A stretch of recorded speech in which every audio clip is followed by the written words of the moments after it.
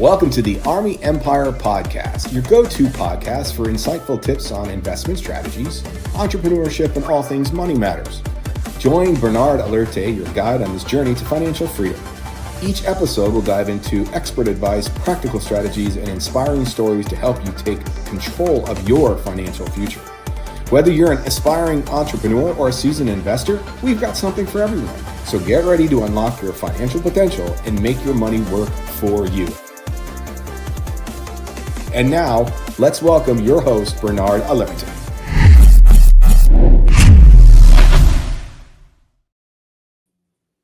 Here we are. Happy Tuesday. How are you doing? How's everybody doing? How are you? We are doing good over here. How are you guys doing over there? Exciting things happen. We're excited because Eileen flew to New York to pick up the grandson, so he's coming and spend a couple weeks with us. So we're excited about that. Oh, we love that. We love that. All right. So I see numbers going up. I have Instagram up. We are live on Instagram, Facebook, and YouTube. So if you're on, please say hello. We'd like to know where you're watching from, and what platform you're on. Which is your favorite? Are you a YouTuber? Are you a Facebooker? Or are you an Instagrammer? We want to know where you're watching from and our audience. We're here every Tuesday at 8 p.m. to discuss all things money matters, as you heard in the intro. So Bernard, we had a fantastic episode last week. Lots of great numbers, lots of folks that have been watching. What is the topic for today? The topic for today is a very controversial topic, but it's actually so much in the news right now, all over the place. People ask me so many questions about this. Is we call IUL, right? We talk IUL, which stands for Index Universal Life, okay? Which is a life insurance product, and it's very popular out there these days, but it's probably also one of the most misunderstood products out there.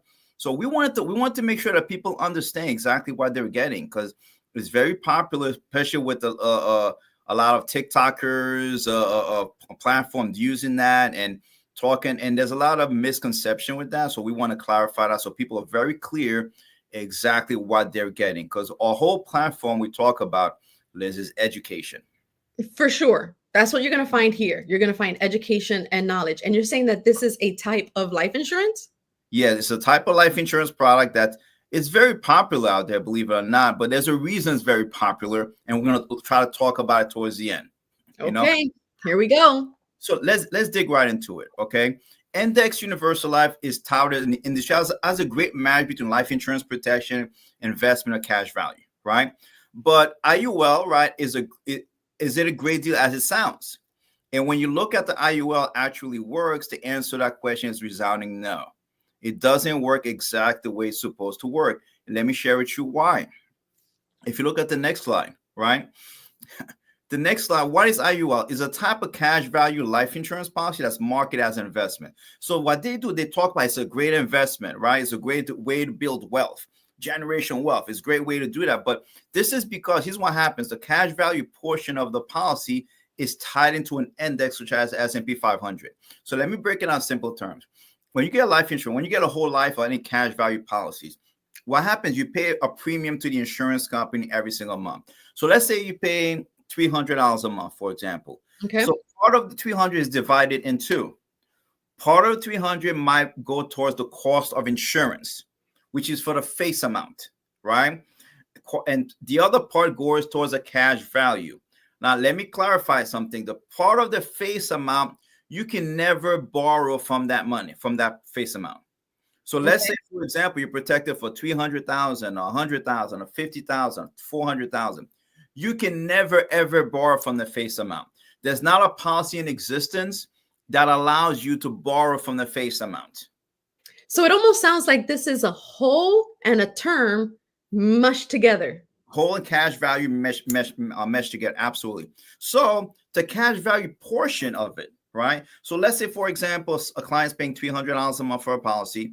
Let's say $150 a month is going towards the cost of insurance, and the $150 is going towards the cash value. Now, the cash value portion is invested in an index, such as the S&P 500, which is a stock, which is the stock market, part of the stock market, in other words. Okay. S&P 500. Now, if you look at, in theory, That should mean if the market has a great year, that means the cash value should also have a great year, right? If it makes sense. Yes. But it doesn't work that way. So in other words, if the market, like last year, the market did pretty good. I mean, the market did 20%, S&P 500, 20 or 30%, some funds done. That means you should have gotten 20% that if that was the case, but not so fast. Why is that? Because the money, if you look at the next slide, the money never enters the market. See, with IUL policy, with IUL policy, the money funded towards the cash value portion policy is never actually invested in the market. Instead, the insurer holds your cash value and pays your return on the annual growth of specific index. What does that actually mean? That means the portion, the money portion on the cash value of the policy, when you give it to, let's say, insurance company ABC, they don't invest it. They invest it directly in the market. Mm-hmm. For them. And they're going to give you a specific return on that index. So they'll say, you know what? We're going to take Liz's money. We're going to invest it in the market, but not the portion of Liz's money, we're going to give her a return on. So let's say if the market, we're going to invest it. So if the market does 15, 20, 25%, we're only going to give her, let's say 7%, 8%, or 10%. Yeah. No, they're not. It's not supposed, but that's exactly what they do. So your money's never invested in the market. It's invested in index, right? So that's the thing, right? Now, if you look at the growth potential is capped, right? While most policies have a floor of 0%. So that's a great selling point why they used to sell those policies. They'll say, listen, your money's going to be invested, right? And you're going to get 8 to 10% return, right? But guess what happened? If the market goes down, guess what happened? You don't lose any money. There's a cap of 0. So because people, it sounds attractive to people. Say, man, that means I can get 8, 10%, but I'm not going to lose any money. So they get excited. But the challenge is that, guess what happened? Your money you never get the growth of the money. So pretty much your money's never invested. In other words. That's crazy. Exactly. Our folks are like, what is going on? Yes, for sure. The lies they tell, shut the front door. Yes, I know, right? So if you look at the next slide, right? And also the challenge with that, there's no dividends. See, when you're investing, if you are actually investing money in the market and mutual fund, different investments, not only you get paid of the growth of the fund, right? Or where you invested, but also it pays out dividends. See, companies mutual paid out dividends, which amounts to a lot of portion of the growth that you have in your money. So what happened? There is no dividends involved in IUL. Now, the insurance company gets the dividends, but they don't give you the dividends. Okay? So that's the challenge. So you're missing out a lot of growth, right? Which also. Now, number 4, which I don't like it much because there's fees, and more fees. IUL are packed with fees. This is a very expensive product. Okay. Sometimes the first couple of years you put money in it, all that money goes towards fees. So, like the example I use, which let's say if you put in $300 a month and $150 goes the cost of insurance, and the $150 is going towards the cash value. Yeah. So that's about $1,800 a year that you're supposed to go towards your cash value. Well, the first 2-3 years, all that money is going towards fees. Yeah. So the first 2-3 years, sometimes you have $3,600 and $5,000 in fees. Right? I've seen situations, for example, where someone invested someone invested $75,000, put $75,000 in IUL to fund it, and couple months later, when asked, well, what's my surrender value? It was $50,000. That means the company took $25,000 in fees. No. I like what my husband says. We are completely relying on the generosity of insurance companies as stockholders. Like, it's ridiculous. Exactly. Okay. So that's they have a lot of fees. They're very, very expensive products. Okay. Now, number 5, there's rising costs. What they don't tell you, see that $150 a month that's supposed to go for the cost of insurance. So if you're paying $300 a month, right? So $150 going to all the cost of insurance. The cost of insurance goes up every year. So let's say if you're paying $300, the cost of insurance might be $150, right? It's $150 a month. Next year might be $175. So if there's $175 going towards the cost of insurance, that means $125 is going towards the cash value. 200, 100. You see the math? 250, right? It changed. So to the point that you end up paying more for the cost of insurance than for the cash value. Then it starts taking money from the cash value. And there are people who literally have this insurance and they're buying into this. Absolutely. And I'm going to talk about the challenge with that also. Why is it happening? Why is it happening, right? So if you look at the next slide, see, just like in the cash value, now we did a podcast on that, on different kind of policy. You guys can go back. I forgot, I think episode 4 or 5. I talked about different policy. What happens? The cash value part of you don't get that much interest on it sometimes. And also, if something happens to you, God forbid, the company keeps the cash value part. They only pay the face amount, right? If you pay it back, right, you're going to pay it back with interest. If you take money out of cash, you're going to pay it back with interest. So that's your major challenge on these policies, okay? If you look at the next one, right, those are some things that are being said on this policy. If you look at the next slide, right? Now, this is not us. This is what industry insiders are saying about IULs, right? Different institution, right? It tells you, like, first one, because the insurance agent who sell the product have no obligation to work in the company's best interest, makes a massively complex product designed to juice illustration, unaccountable, right? If you guys can, it brings financial disaster. The problem with that, the numbers that they use, they use hypotheticals. They'll say, oh, this is what can happen for your money, right? This is what can happen for your money. So the numbers that they use are unrealistic numbers, there's a difference between using hypothetical numbers and historical numbers. What's the difference? Hypothetical numbers say if everything works great, right? If the math works good, if the stars align, this is what your policy will do. If the stars align versus, and a lot of times that's unrealistic because it don't happen. Numbers change. Versus historical. When you do is historical, that means this, if you put your money in this place, that place for that period of time, this is what actually happened. Wow. So if like I like to use historical numbers. If you invest your money this amount every month, right, for this time that from, this is what happened to your money. Now there's no guarantee it's going to happen again, but it tells you exactly what happened. Okay, and they use hypothetical numbers, which is a challenging, right? Again, if you look at there's a lot of fees involved with other costs. If you look at the last part, right? Other costs, including premium expense charge, administrative charges, fees, commissions, surrender charges, all fees, it creates a lot of problems. It creates a lot of problems. There's a lot of fees involved with these policies, which is challenging. Very expensive policies, right? Wow.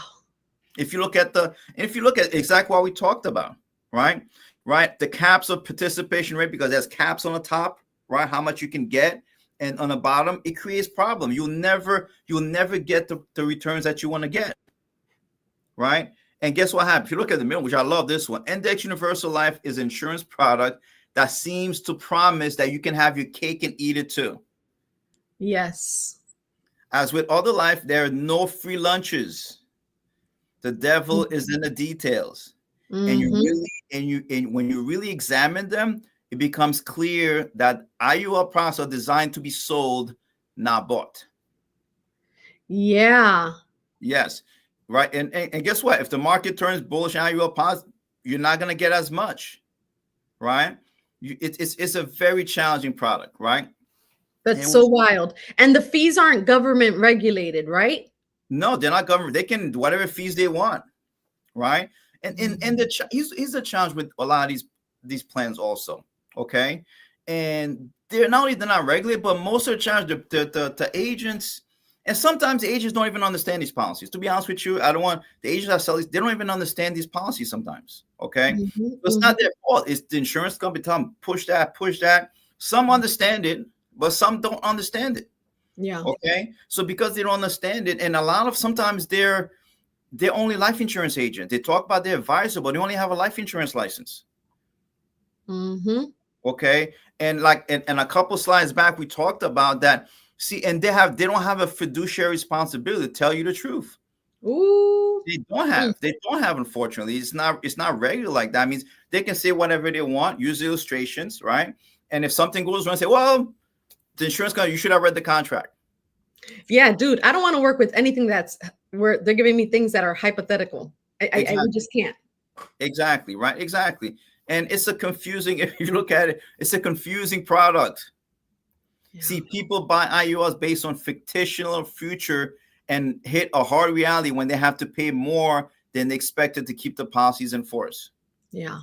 Right. Wow. And you don't, and here's why, if you look at the last slide, which I'm going to talk to summarize a lot of things that we talk. How do they, this is some of the things that they do to sell these policies, unfortunately. They tell you, number one, that you can use these policies. The cash value part of the policy can grow tax deferred, and you can take the money out and pay no taxes on it. So it's a way that, but here's what I tell people. It's common sense. Okay. Is whenever you don't have to pay taxes on something, there's only two ways you don't pay taxes on something. Number one is a tax deferred investment. An investment that's tax deferred, like a 401k, you don't pay taxes on a growth. Roth IRA, you don't pay taxes on a growth, right? Versus, that's one of the challenges, right? That's number one. Tax deferred. Whenever you don't pay taxes on something is when you actually lost money. If you never made money on something, of course, they're not going to charge you taxes on it. So if you invested, if you put 75,000 or something like that in IUL, right? And now you have 50, 60,000, you can take 60,000 and pay zero tax on. Why? Because you lost money. Wild. So they're not going to tax you on something that you didn't make any money on. So they tell you to grow your money tax deferred. But I can guarantee you, if you had this policy for a long time, put 75,000 in a policy, and let's say if you had it for 20, 25 years, and let's say it grows to 100,000 by miracle, right? And guess what happens? Try to take $100,000 and pay no taxes on it. See what happens. I guarantee you pay tax on 25,000 on a growth. I can guarantee you that. So it's very misleading when it comes to that. Yeah. Okay? Exactly. Yeah. If you look at the next slide, which I love this slide, whenever I deal with my clients, families I help, okay, and people, here's what I tell people: there's only one. When you look at your money, there's only one lens that you need to look when you look at your money, is math. That's it. Not philosophy, not hypotheticals, not like oh my gosh, to something. No, it's math. I tell all the time. Whenever you wonder if you make the right decision, does the math make sense? I've heard you say something like that. The math ain't mathin'. Math ain't mathin'. Does the math make sense? If I do this versus this option, which one makes sense? And it doesn't make sense. And for the consumer, it doesn't make sense for the consumer. But it makes 100% sense for an insurance company. It makes 100% sense for what? For the people that are selling these policies. Why? Because they're a high commission product. High commission product. Because guess what happens, right? In the insurance business, you get paid a lot of money off the yearly premium that you're paying. You get a high commission on that the first year. Yeah. You can get 50% to 100% commissions on that. Depends. So if you put 5,000 in the IUL, guess what happens? You can get 50 to 100% of the 5,000. Yeah. Yep. Exactly. 50, 100% of 5,000. Yeah. Right. And that's what happens sometimes. Versus if you were to, let's say, get pure insurance for low cost and you invest the difference, you don't get paid the same way. So why is that? So the reason what's happened is the agents make more money up front on these plans than ever. So they encourage their clients to get those plans. Yeah. Yeah. Insurance company, it's a pure cash profit for the insurance companies. They love it. So wild. They love it. So I always tell people, the math has to make sense. Don't get caught. People say, well, but this guy has 100,000 followers on YouTube. Does the math make sense? But the guy has, you don't understand. He drives nice suits and drives nice cars and all over the place. Does the math make sense? Yes. Right? Oh my gosh, he says everyone that's wealthy gets those policies. Does the math make sense? Right? So good. They'll say, oh my gosh, you don't understand. He's an elder in my church. He would never say it like. Does the math make sense? If the math doesn't make sense, don't do it. You Listen. have to look at if you want to hurt your finances, don't use math. Don't use math and you will lose. Don't use math. Very simple. Math, right? And the challenge, when every time I see those plans, the math just doesn't make sense. Oh my gosh, we have learned so much this evening. Thank you for explaining and enlightening us with these facts on IULs. Beware of the IULs. Yes. Does the math make sense? This is so good. Bernard, yes, facts. Yes, people are loving this on Instagram and on YouTube and Facebook, what we're learning here today. Listen, rewatch it. Send this to somebody. If you hear the word IUL, send them this episode so they can understand and get all the facts of IULs. Listen, beware of that stuff, the hypotheticals, all the madness that is part of this life insurance. Thank you so much, Bernard, for enlightening us today.